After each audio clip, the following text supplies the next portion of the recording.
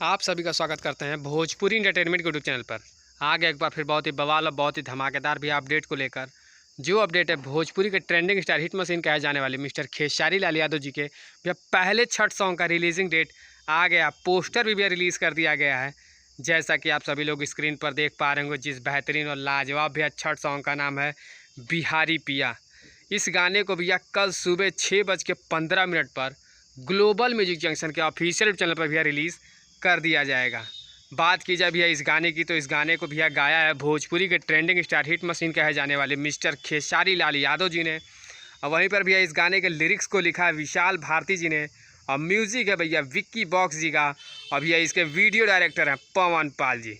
और इस गाने में भैया आप सभी को फीचरिंग करते नजर आ जाएंगे कोमल सिंह जी, जो कि बहुत ही बेहतरीन बहुत ही खूबसूरत एक्ट्रेस हैं।